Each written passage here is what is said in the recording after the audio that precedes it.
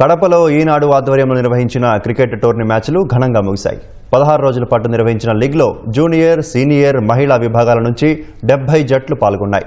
Final match టోర్నీలో junior విభాగంలో ప్రొద్దుటూరు శ్రీ విద్యా కళాశాల జట్టు విజయం సాధించింది. సీనియర్ విభాగంలో కల్లికిరికి చెందిన సికాయి కళాశాల జట్టు విజయం సాధించింది. మహిళా విభాగంలో కడప KORM కళాశాల జట్టు విజయం సాధించింది. 3 విభాగాల్లో గెలుపొందిన టీంలకు క్రికెట్ టోర్నీ కప్పుతో పాటు మెడల్స్, ప్రశంసా పత్రాలు, నగదు పురస్కారం అందజేశారు. మనిషి జీవితంలోనూ క్రీడలు అనేది చాలా చాలా ఇంపార్టెంట్. క్రీడల్లో ఆడేటప్పుడు మనం మనుషులు ఎంత సంతోషంగా ఉంటాము, వేరే ఎక్సర్సైజ్ ఏదైనా కానీ వాకింగ్ అలాంటివి చేసేటప్పుడు ఎలా ఉంటామో అనేది ప్రాక్టికల్ గా నేను అనుభవించినాను.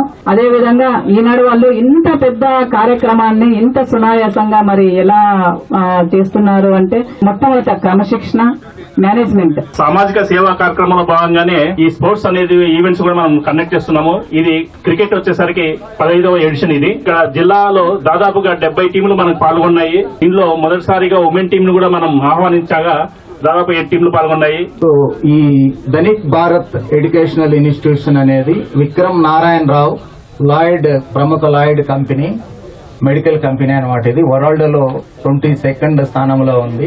ఆయన మొత్తం ఇండియా వైజ్ 100 కాలేజీలు పెట్టాలనే ఉద్దేశంతో ఈ సంవత్సరం 20 కాలేజీలు, హైదరాబాద్ లో 8, గుంటూరు 4, విజయవాడ 4, వైజాగ్ 4, మొత్తం 20 కాలేజీలు న్యూ బిల్డింగ్స్ కన్స్ట్రక్షన్ చేసి న్యూ టెక్నాలజీకి మనము అనుగుణంగా బిల్డింగ్స్ గానీ స్టడీ గానీ ఏర్పాటు చేయడం జరిగింది. లాస్ట్ 2 ఇయర్స్ నుంచి మేమే గెలిచాం శ్రీకాకుళం కలికిరి. మళ్ళీ ఇది నాకు ఫీలింగ్ హ్యాపీ ఉంది. అన్ని ఫెసిలిటీస్ అన్ని బాగున్నాయి. మాకు ఏ ఇబ్బంది లేకుండా చూసుకున్నారు ఈనాడు వాళ్ళు. చాలా థ్యాంక్ యూ. ఉమెన్స్ కి ఇట్లా క్రికెట్ మ్యాచెస్ ఎప్పుడు పెట్టలేదు, ఫస్ట్ టైం పెట్టారు. చాలా హ్యాపీగా ఉంది సార్. అది కూడా KORM విన్ అవ్వడం చాలా హ్యాపీగా ఉంది సార్. అంటే ఎప్పుడు ఈనాడు అవి పెట్టడం అంటే బాయ్స్ కి పెట్టారు కానీ గర్ల్స్ కి ఎప్పుడు పెట్టలేదు సార్. అది మేము కూడా గర్ల్స్ ఆడాలనా వద్దా అని డౌట్ తో వచ్చాం సార్. కానీ మంచి స్ట్రాంగ్ ఇచ్చాం సార్.